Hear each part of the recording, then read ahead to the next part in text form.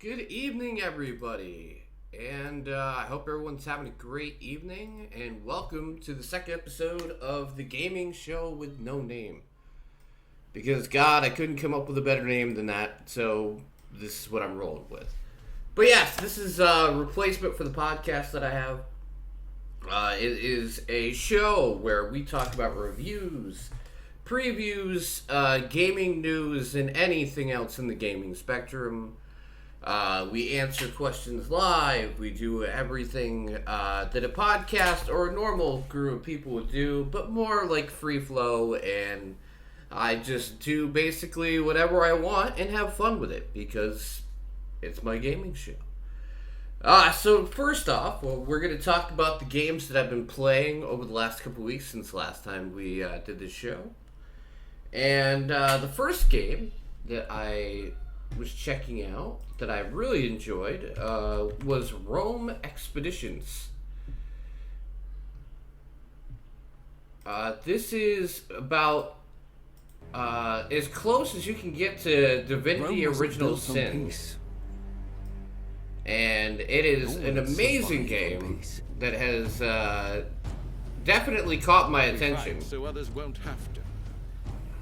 I try and keep my reviews pretty short, so I'll try and keep this one this way. If you like Roman history, and you like turn-based RPGs, then most likely you're going to love this title.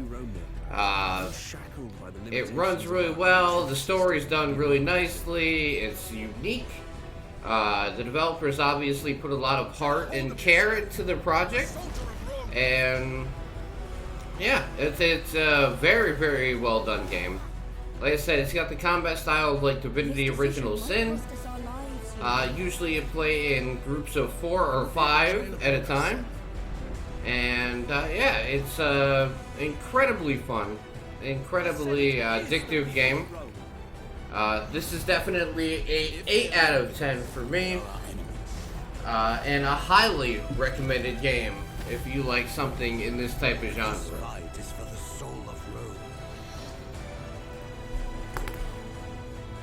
Next on the list is Skyfleet. So Skyfleet, on the other hand, is from an ex-Halo dev, and this one is not very good. Like I said, I'm going to try and keep all these reviews to like a minute or two. But, yeah, it's basically a tower defense game with flying mechanics. It's like a 2D flying game, twin stick shooter. It's supposed to be built around multiplayer, but there's not very many people playing it. So it makes multiplayer matches very hard to find. Also, there's a lot of issues with the building mechanics, the way that they fly, the ships in general. So it makes it so it's not that fun to honestly play. Like, it's very hard to get behind something when you're struggling to enjoy it at all. Overall, I guess if it had the multiplayer component, it'd be a little funner because you could, co-op with friends or do PvP. But as it stands, since there's no real player base for the game, that's pretty much been eliminated from it. So, in all recollection, it's pretty much an incomplete product as it currently sits. And it's not an early access title either, so it's a very strange situation with that game. I would give the game a 3 out of 10. It doesn't run horribly. It's not, an incredibly flawed experience. But I would not call it anything that you should run out and get right away. Maybe see if they can recapture an audience and fill up the multiplayer pool to make it so the game's actually a full product for you. But as it currently sits, there is nothing of value there. So I would say that's a 3 out of 10. That is definitely one where it'd either have to be a deep, deep, deep sale or something that give it time and see if it can pull itself out of the ashes, so to speak. Let's see. next game is a really cool one that I checked out just the other day, which is Deflector. So, first off, in this game's favor, the soundtrack to this game is fucking amazing. Second off, it's a lot of fun. Very unique roguelike game, where instead of being completely based on attacks and actions, it's more about being defensive and using the Deflector method of deflecting your opponent's bullets back at them as a way to continue on in the game. So you get to change your DNA to add deflections, base attack improvements, and everything else, and it works rather well. I would find that anybody who really likes roguelites, or even like people that are fans of like Hades or something like that, would definitely get a awesome feeling from this. This game already has a full itinerary of improvements they plan on making and more content, and the game only released 4 days ago. It's in really good shape, and I don't rate games that are in early access on the fact of like a score, but I will say that it's worth the current price, because if it's only $13.49, then yes, it's definitely worth something that you should pick up today without hesitation if you're a fan of the genre, or if you're just looking for something different in the genre. This is definitely something that you would probably enjoy. So, alright, this one's going to be interesting. This one is Leap. This one was very interesting. I find Leap to be a very unique title. Basically, it is a 60-player PvP game where you can ride around on like hovercrafts and use that as like a way to increase your mobility in combat. And then the shooting style is like your Call of Duty, Apex Legends style combat. It was a lot of fun, and the beta was incredibly solid on a technical level, on a gameplay level, and on a fun factor level. It was incredibly fun. I mean, like, the shit that you can do mobility wise makes it stand out from most other things. As you can see in the trailer, it's a lot of fun. I don't feel like it's gonna have a hard time getting its own niche out when it's fully released. And the beta was a very good example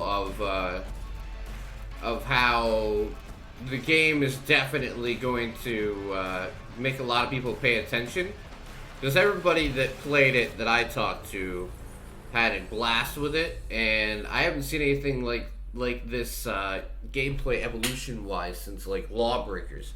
I know Lawbreakers failed miserably because of Overwatch and like its price model and everything like that, but on a gameplay mechanic standpoint, it was actually a very innovative title, just as like this one is. So yeah, this was actually a lot of fun. I can't wait till the full game comes out. I'll definitely review the whole thing, because I'm guaranteed to get a key for the whole. Well, I already have a key for the game, actually, if you look. So when it releases in full and I get some more time with the whole game, I'd love to give a full review for it. So that one was excellent, at least from what I played of it so far. Let's see. We got a few more here. Let's see. Hidden Deep is the next review game I have.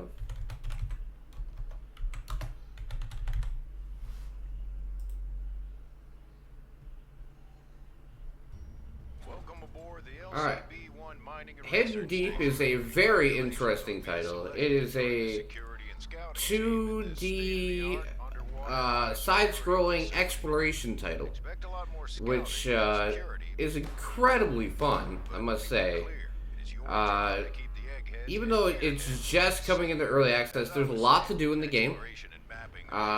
There is some technical bugs with it, which keep me from really raving about it. But I really enjoyed my time with it so far. The grappling hook is amazing in the game. The co-op idea of it seems more fun, because the way as it currently stands, switching between characters to try and get anything done is incredibly difficult with one person to switch back and forth to get characters to do everything you need to do. So yeah, it's a very interesting title, and as it sits in early access, like I said, I don't rate it that way, but for $22.50 is a little steep. But if you're really looking for something different and unique, and something that seems like it's really going to grow into something very awesome over time, Hidden Deep is definitely a great place to look. It is great innovation, great, definitely a lot of gadgets and devices that you can use. It is an incredibly fun experience. I really enjoyed it. Like, I would probably recommend playing it co-op, but other than that, it is incredibly fun as a single player experience, and the physics in the game are hilarious, no doubt. So.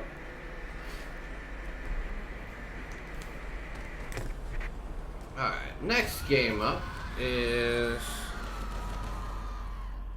Aspire In This Tale, which is currently on sale, I guess. Yep. Alright, puzzle platformer. Very, very great art style. Very well voice acted, very well animated, very well done, period. I have nothing but good things to say about this game, because this game has only showed me anything but good things. This is a very, very good game. I played it just yesterday, no lie. And, yeah, like the platforming, the puzzle sections, the character, like, she's adorable. The voice acting of all the characters in the game so far have been great. There's a real sense of, like, passion that they put into this game, you can definitely tell. And the puzzles are not overly complicated to the point of nauseum or anything. Nothing ever feels frustrating, but there will run into sections where you have to do things 1, 2, 3, 4 times. But yeah, I've really enjoyed my time with the game so far. This is not an early access title. It's just a really good title. And I give the game a solid, I would say 7 at least. I'll probably revisit this after I finish it, but as it sits right now, it's a really solid package with a very nice art style and a lot of heart and passion put into the game. So that's all you can ask for. So here's one I have not even played on stream, but I've enjoyed in my free time, which is Internet Cafe Simulator 2. I usually don't even like anything like this, but this has been pretty fun. When one of the categories that the game falls under is memes, you know you're in good shape. But no, it's basically like every other simulator in the fact that you have to run an internet cafe. And believe me, the weird shit that you get into in this particular game, because it is very funny in the way that it handles everything, it creates some crazy shit. Your internet cafe can have strippers and bar fights and drug dealers and everything all thrown into it. I was kind of afraid to stream this, honestly, because I thought I was gonna get in trouble for it. But it's a blast. If you like simulators, this is pretty much it. If you like stuff like Gas Station Simulator and all types of stuff like that, then you're gonna love this because it's just more of that type of shit. Just really wacky.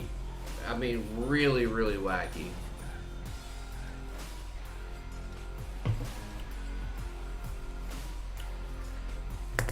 I have never seen a more wacky simulator out there.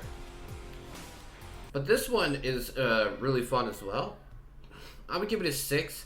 It does have some like issues with on the technical aspects, but overall fun, it's there. Overall, you know, content totally there. It's just it needs a couple patches, that's for sure. It's been out almost a month, so like it's almost there. But it's definitely a lot of fun, and it's definitely something that I've enjoyed. And I hope that you will as well. So if you feel like checking it out, the current price is $20 for this game. And you're getting a full package, because early access titles are everywhere. This is a actual full-fledged product. Alright, I got 2 more things to talk about real quick. One is, I don't even know if this is on Steam or not. Yes, it is. Okay. My first adult review ever. So, welcome to Being a Dick, Season 1 and Season 2, because I played both.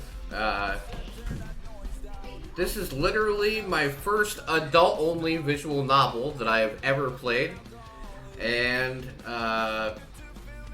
it's amazing. It's probably one of the best visual novels I've ever played in my life. And I'm probably going to get in trouble for showing this, but oh well. It's too late now. I mean, there's no nudity in it. But, whatever, right? Hey, the trailer didn't have any nudity. She had pasties on. Shut up, Mermich. But, listen. It is... Before, like, anybody goes, like, well, it's an adult game, so it's gotta be smut. It's not smut. It's got nudity in it, sure. And it's got multiple routes. You can end up with 4 main characters, 4 main women characters. And then also there's the path called the Dick Path, which is basically you end up with all the side characters if you decide to be a dick. Which, being a dick means that you're like more on the edgy, evil side of all the decision making. Or you can be really nice and you can end up on the positive end, and your decisions all matter in the game. Like, you can only get with certain characters by having certain levels of good and evil. Some characters you have to be evil to get with. Some characters you have to be, like, pure to get with.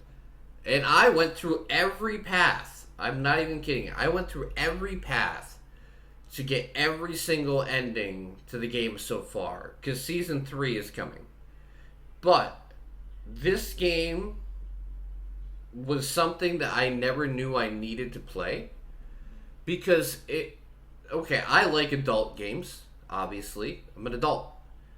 But it's so well written, so well done, so much actual, like, the characters actually make you give a shit about them, to the point where you really enjoy playing this and you don't even sometimes care about any of, like, the sexual content in the game, and you're just enjoying the game for what it is. It's amazing. Like, I tried out more games of this type afterwards, which I'll probably talk about another one next time. But this one's definitely, like, from what I heard, and you can see by the reviews, this one is definitely top tier. People love this game. People adore, like, the characters in it, and I can see why. The game's almost a year old. I mean, 2 years old, but it's got 2 seasons and a third on the way. And that's about 10 hours of a visual novel that you can play multiple times. On GOG, I think I got somewhere around 45 hours in this game in a month. So if you want an idea of how well I like the game, I put 45 hours in this game in a month.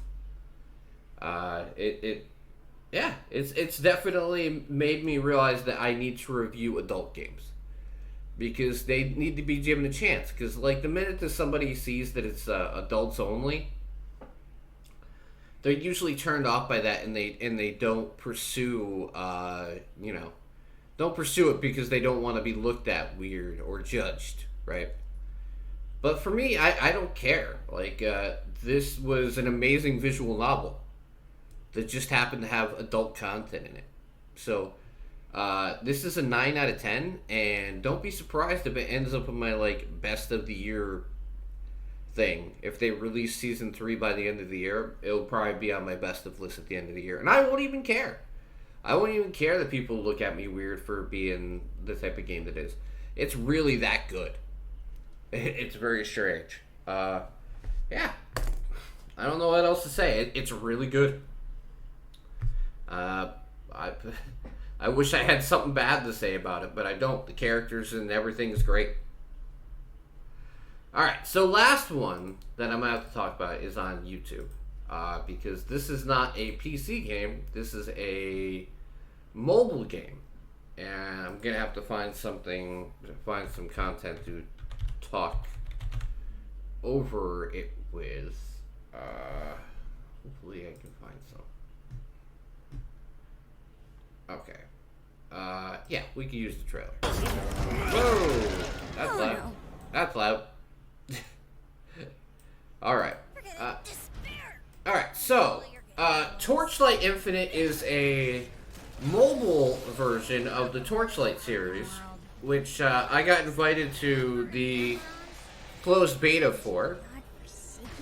And I usually don't review or do anything on mobile games, but this particular one, since I'm such a fan of Torchlight as a series, I thought I would give it a go. Now, the problem is that I don't know how monetization-wise they're going to do with this game. But playing the beta for it, it seems like they're trying to take the Torchlight series and make it more accessible to everybody. And alright, Mermich. And I think they did a good job of that. The characters are really likable. They seem to be a lot more modern, and a lot more kid-friendly. And probably as a mobile title, this will work with kids and stuff, because the character's really nice. But it's really cool. I really enjoy what they're going for here. As long as it isn't overly monetized, and they can put out a good product without completely alienating the audience they're going for with the game, I'm okay with it. Yeah, I would say the closed beta impressed me a lot. The combat was really good. It ran on my phone, which is nowhere near like top tier, phone. I don't have a top tier style phone or anything. And yeah, it was a lot of fun. I would say check it out if you got a chance. If you got a decent phone and you like ARPGs and you don't mind playing them in handheld form, I would check out this game on Android or iOS. Alright. So that is all for the reviews for this episode. So, we're going to quickly talk about the Sony and Microsoft acquisitions. So, I find it to be very, very funny the way that people act about the Sony and the Microsoft acquisitions. Because, one, they're both keeping their games multi-plat, which is great. Because, for the people that don't know, Sony now owns Bungie, the people that originally created Halo. And Microsoft is in the process of acquiring Activision Blizzard, which means that which means that Microsoft slash Xbox is going to own Spyro, Crash Bandicoot, World of Warcraft, Overwatch, Diablo. A lot of people's childhood games are all going to be under the Xbox banner. And a lot of people have different opinions on it, but it seems like it's more console war oriented than actually caring about the IPs or the actual companies. Like Activision Blizzard was a fucking wreck for a while anyway, and Bungie, to its own credit, is doing pretty terrible anyway. They both have like culture issues, I guess you would say. The culture of being abusive to their employees, the culture of not exactly treating their workforce the best, so on and so forth. Hopefully, being acquired will make it so these companies, have to toe the line and do better. I don't have a lot of faith in that idea because, unfortunately, companies, you'd have to take everybody out of the company to change the culture. I agree that change starts at the top, 100%. But I feel like only worrying about the top and not worrying about the employees that also added to the issue is a major problem. All I can hope is that these acquisitions help clean up that part. Now, as acquiring companies, I have a stance that it should be limited. I know that right now everybody's fanboying for their Xbox or Sony to buy this, and this. But I feel like if everybody starts acquiring everything, it's gonna destroy gaming for a lot of people, because then it's just gonna be party lines. Like I own an Xbox, so even though these games are multi-plat, they're owned by Sony, so I refuse to buy them. Or Sony ponies are going to be the same ones that are going to be like, anything that's Activision Blizzard, I'm not buying because I'm not going to give Xbox my money. Unfortunately, all that's going to do is create a bigger divide because console wars are already toxic enough. And I don't feel like it's going to solve anything. But I just hope that the positive of this is that Phil Spencer can clean up Activision. That PlayStation can clean up the work culture at Bungie. If there's any positive to this, it might create a better environment for the people that work there. And that's all I can really hope for. Because, at the end of the day, we don't control what people buy. We don't control business or markets or anything. We're just here for the game. But if the employees that are making the games for us get treated better by a company coming in and changing the culture, then that's totally appropriate. I really feel like that's the important part of this. Like, takeaway, I know people want to talk about the console wars. I don't have a role in it because I play a lot of games on PC. I've owned a PlayStation. I've owned an Xbox. I've owned a Nintendo Switch.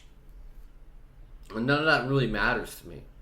All that matters to me is like the devs getting treated well and gaming flourishing no matter who owns what.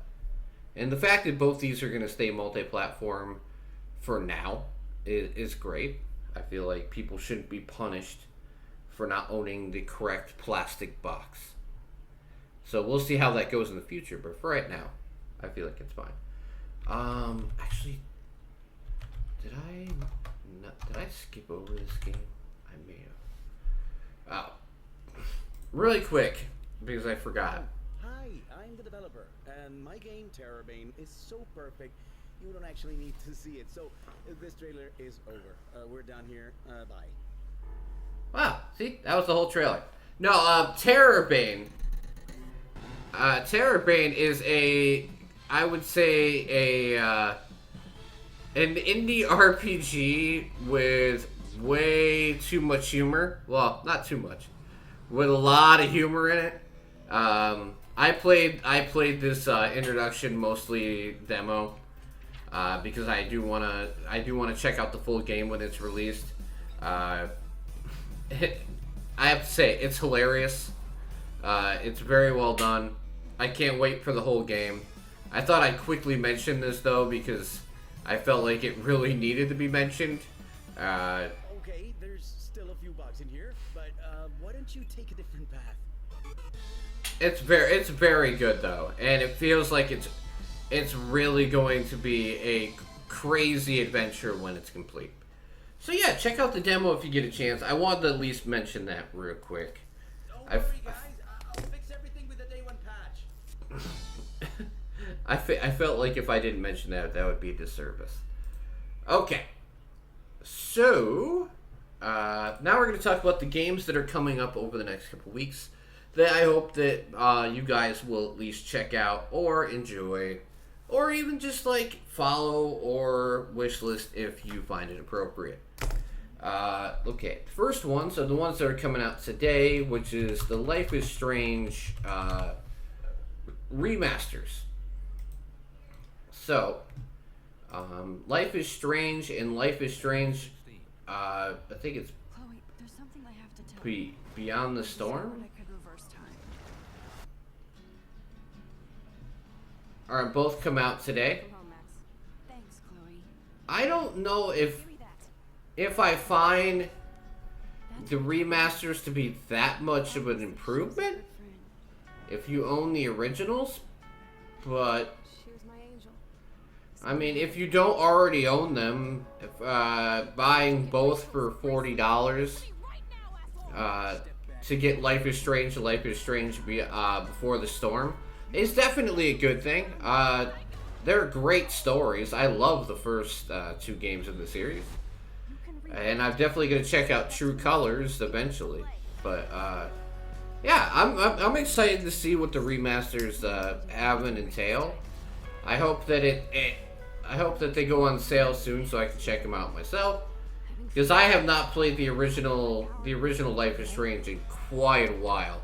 So, it'd be a good opportunity to go back and check it out again. Alright, the other obvious one for the next couple weeks is Dying Light, Stay Human. Dying Light 2, Stay Human. Which drops on Thursday or Friday. The 4th would be, what, Friday? Yeah. So, if you like, it's the parkour zombie series that you know and love. Seems like more of that, but with story improvements and slight improvements on the formula. It seems to have more variety than the original game. Still has great co-op, which is going to be awesome. But I don't know. I don't know much about the game itself. I mean, obviously, I'm very excited because I like the original, the first game. But I've tried to stay in the dark about it for the most part because I don't want to get spoiled about it. I imagine the reviews will probably drop tomorrow so then everybody will know what's up with it. But yeah, I'm real excited about it. I have no qualms with getting hyped for a good zombie game. The next one is an Epic only game, which I know is going to be a turnoff for a lot of people, but I would not be doing my due diligence if I did not bring this up. It is, if I can get it to come up. Okay. The bazaar needs good people. You're doing great so far. Where is it? It is Sifu. Sifu is the game where it's a martial arts title. We absorb their strength. Hold on. Martial arts title where you grow older every time you die. So, I am very excited for this one. I've had a code review code request in for quite a while on this one. But yes, as you age, for a while you gain abilities, and once you age past a certain point, you start losing abilities as you get too old. So you can afford to die, but you can't afford to die too many times, or you end up, in a situation where you become so old that you can't do a lot of the abilities you could when you were younger. So this is an awesome game that I'm really excited for. I know a lot of people don't like the fact that it's Epic exclusive. I don't make those choices, but the gameplay looks awesome, and I'm definitely excited to check it out. It comes out on the 8th of this month, which is a week from today, and yeah, I'm real excited for that one. Let's see. Now we're getting into some indie stuff. This is Zoria, the Celestial Sisters.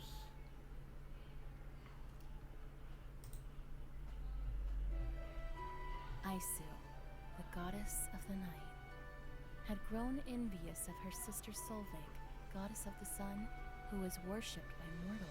It is a co-op puzzle game, which I think would fit into a lot of people in my community would probably enjoy playing this together.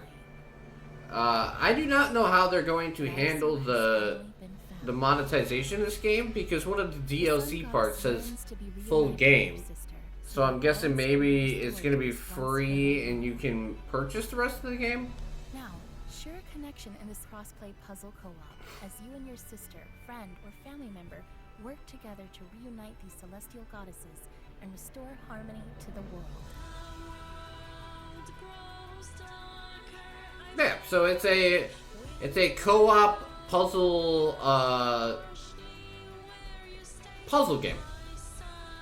I thought it was very interesting, though. I think that I would enjoy playing this with probably Jess, as other people in the community that I have would probably enjoy playing it together as well. I'm pretty pumped for that. I want to check it out. If nothing else, who knows if it's going to be good, but you never know until you try it. All right. Let's see. Next one is Power to the People. Power to the People is totally the newest generation of SimCity, basically. All the information that I have in this game basically points to it being a very modern version of SimCity that you grew up with before EA ruined it.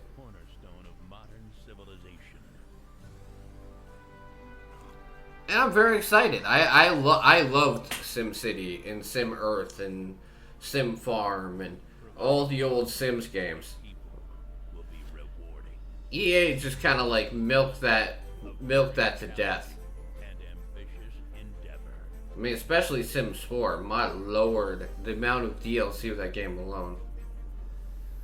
But yeah, this looks very cool. I like city building games like this. So, I am very pumped for it. Hopefully it will be something that's really good. If it is, you will totally see it on stream, because I love anything that's like SimCity. And, yeah, that comes out on the 8th as well. Another one that I'm pretty excited for is Ollie Ollie World. This is a very interesting title for me.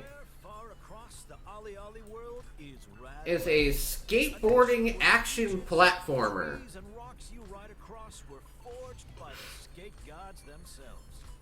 Like, I have played the Ollie Ollie series before, but this looks like they took that and made it about as big and widely known as and awesome as possible.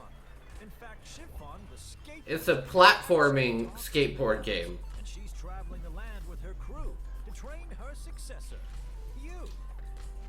So as you go from beautiful Sunshine Valley through the forests across the desert, and I love the art style, like in the batshit crazy stuff that goes on around it. Suze, just roll that back a second. Whoa. Hello. Ghost trees, zombies, all these Yeah. aliens? I'm so excited for this game. I can't wait. I can't wait to try it out myself. The only thing that hypes him more than a good mystery. So good on you, Private Division, for giving them the resources they need to make the most crazy Ollie Ollie game as possible. I imagine I will get frustrated as hell playing this, but I will also love every minute along the way. Alright, next one on the list is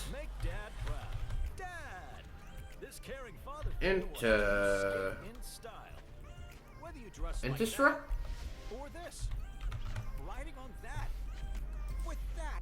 Alright, Intistra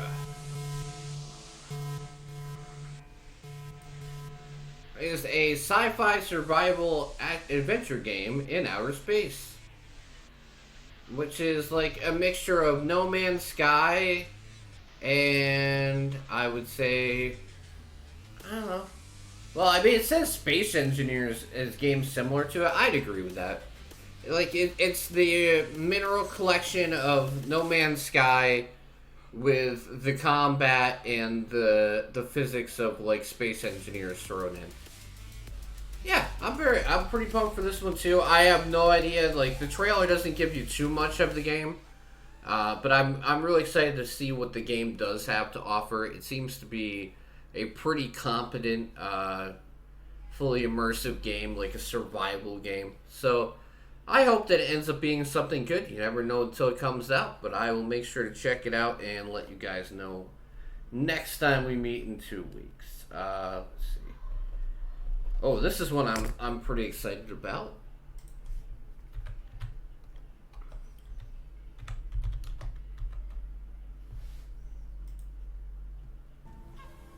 This is Castle Miharisa. Yeah. And it is a card battling game. Which is basically, it's basically like Slay the Spire, but with ninjas in feudal Japan. And I'm totally down for that, because I like any variation of like the Slay the Spire formula anyway. And I feel like this is pretty awesome. I like the idea of, you know, anything different on the formula, because like Slay the Spire is a perfect game for me. Anyone that knows like the channel or me or my game taste knows that I love card battlers to begin with. And for something like this in, you know, in a different setting than what you normally get is definitely something that I will always be excited to check out. So yeah, I have key requests in for this. This is coming out on the 10th, which, like I said, anything that's on here, I've pretty much got key requests in for, so if I get a chance to check it out, I will make sure to give you a review next time we meet.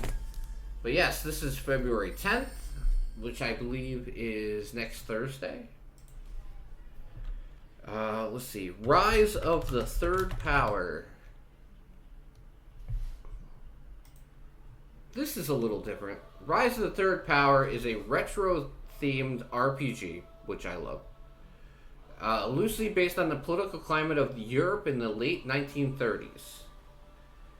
The story takes place in the land of Rin during the height of Age of Sail, following the events that will lead to the greatest war in human history. So this is pre-World War. And it's a very interesting concept because, one, I like retro RPGs. Two, I like the fact that it is based on an actual historical time. And it's based on the age of sailing. And it's got the combat system that I enjoy. And it's not an RPG Maker game because there are a dime a dozen. This one, actually, somebody put a lot of thought and care into. So yeah, I'm really interested to see how this one turns out. Because a lot of them say retro-themed role-playing game. It ends up being something terrible. This looks really good. I like the setting. I like the ideas they have. I'm just very interested to see about the execution. So, we'll check that one out when we can. Next one I've already got code for, and I will be working on a review shortly, is Blood West. Blood West is a stealth FPS game. Moves on where it's supposed to. Heaven or hell. At least that's what the preacher used to say. I would say, like, at first I thought it was more akin to, like, old Doom. I would say it's more akin to, like, the original Stalker series than anything else, but it looks really fun. Hell is empty, and all the devils are here. So, it's just me, my gun, and whatever is out there. Time to paint the world. So I'm really excited to finally get to try this. I'm probably gonna be trying this tomorrow. So basically, it's a game where you are dead and brought back to life in the Old West, and you have to fight your way through demons and try and get your soul back. Wish list now. It's a very interesting idea, and I already have code for it, so I will be working on a review for that shortly. Let's see. Not Tonight 2?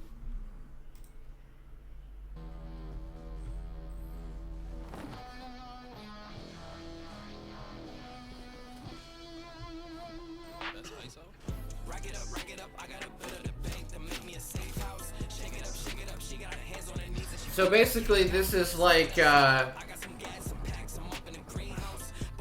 have to make it across America, which is all broken and fucked up. And, yeah, you have to do some very deplorable things along the way to actually get across it.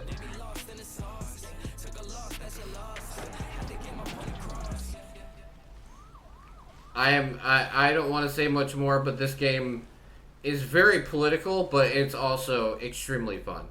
So if you don't take yourself way too fucking seriously and get butthurt about everything, no matter which side you're on politically, then I would definitely recommend trying this out, because it's a nice experiment with how far you can push one side or the other. I actually, like I said, I actually think this game looks really cool, and where I sit politically might not align with the game, but I'm still gonna fucking play it.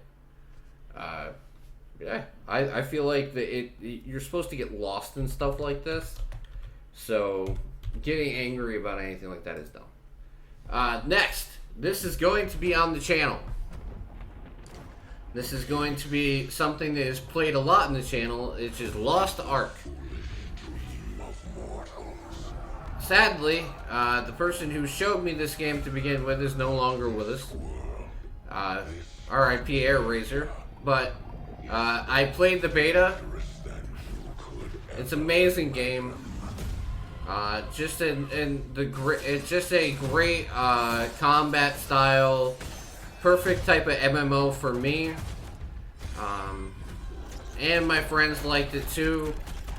And starting a week from today, me and my friends will be checking this game out on a weekly basis on the channel.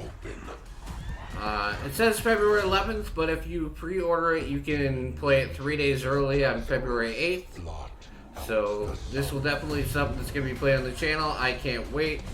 I'm super excited.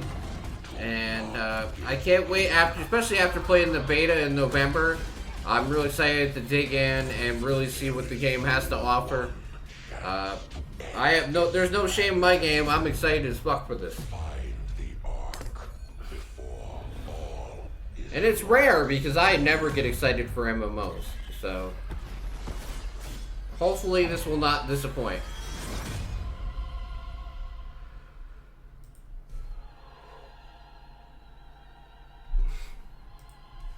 I have a feeling it won't, though.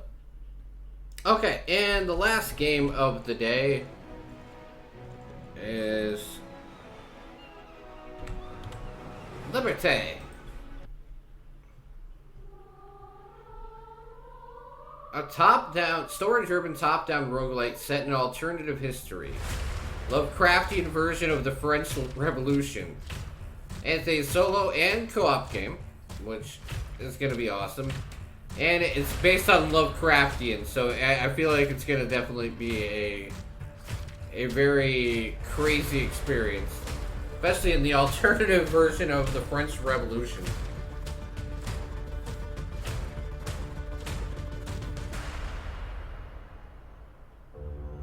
So yeah, I have a feeling this is going to be a complete mindfuck, but I'm down for it. Yeah. Hopefully I'll be able to find somebody to play that co-op with. I feel like that's going to be a awesome experience that I definitely don't want to miss. But yeah, that is it for the show for this 2-week period. The gaming show with no name will be back on February 15th, checking out the next 2 weeks again. And then the actual Revolution Gaming podcast will be back on March 1st with a couple new members of the cast. And a couple changes to liven it up and hopefully bring in more of an audience. We'll see. You can't guarantee things like that, but I do appreciate everybody who came to check it out. Check out the show today. Also, this will be going up on YouTube, so if you're checking this out on YouTube, I really appreciate you clicking on and sharing your time with me as I continue to evolve this show over the time. And yeah, I hope that it will eventually evolve into something where I will have a lot more interaction, because that's what makes this thing lively. And I know I do this show on my own. But yeah, through questions that I'm going to start taking in Discord, through questions I will take on YouTube. So if you're watching this on YouTube, put your questions down below and I will make sure to answer them next time. So yeah, I'm going to get this done, edited up, and on YouTube as soon as possible. But I hope you guys have a great rest of your evening. I may be back actually streaming later this evening, but for now, I'm going to get off, edit this up, get this up on YouTube, hopefully get some traction behind it. So yeah, thank you to everybody who lurked, everybody who stopped by, I really appreciate it. And like I said, I may be back later tonight playing something else. If not, I will see you tomorrow morning for, Rainbow Six Extraction, and then tomorrow night for Final Fantasy VII Remake. But until then, thank you everybody, and I hope everyone has a great rest of their evening.